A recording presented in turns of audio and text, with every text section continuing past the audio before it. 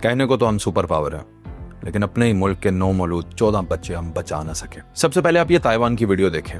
ये भी एक नर्सरी है, इस वक्त जल्जला आया हुआ है, नर्सिस मौजूद हैं, 9 मौलूद बच्चे मौजूद हैं।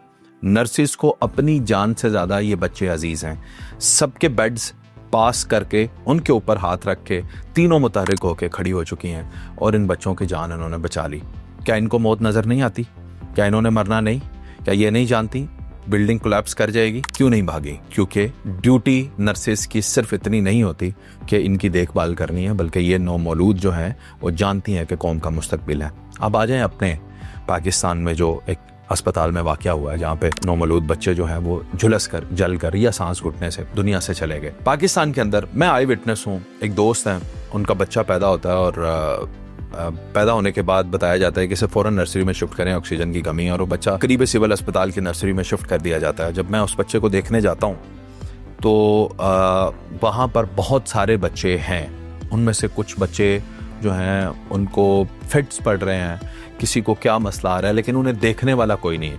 अंदर एक डॉक्टर था, वो डॉक्टर भी था या नहीं मैं नहीं जानता, लेकिन एक था, और उसने कहा कि नहीं ये रूटीन की बात है, अभी खुद ही स्टेबल हो जाएंगे। नर्स आ रही है, थोड़ी देर बाद नर्स आती है और वो बस वहाँ पे उनका अजीब व गरीब सा रवैया। मैंने फ़ौरन अपने दोस्त को कहा कि आप यहाँ से अपने बच्चे को प्राइवेट अस्पताल में शिफ्ट करें। एक एम्बुलेंस बुक करवाई गई जिसके अंदर ऑक्सीजन की सहूलत मौजूद थी।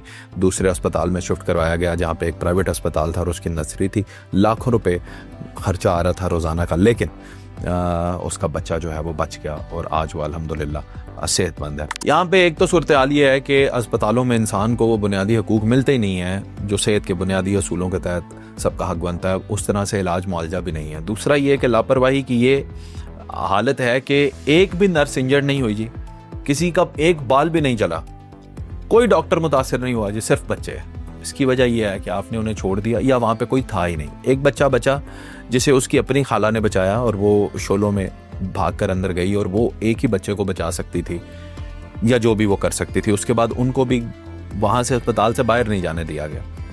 अजीबोगरीब सूरत हाल है, बिल्कुल भी प्रोफेशनलिज्म नहीं है, अपने काम से मोहब्बत नहीं है, हम जिम्मेदारी नहीं समझते। कुछ इदारे होते हैं वो जो सिर्फ नौकरी नहीं होती, वो अगर खलूस नीयत से करें इबादत बन जाती है। उसमें डॉक्टर्स भी हैं, पैरामेडिक्स भी हैं, पुलिस भी है, रेस्क्यू भी है, फौज पाकिस्तान भी हैं।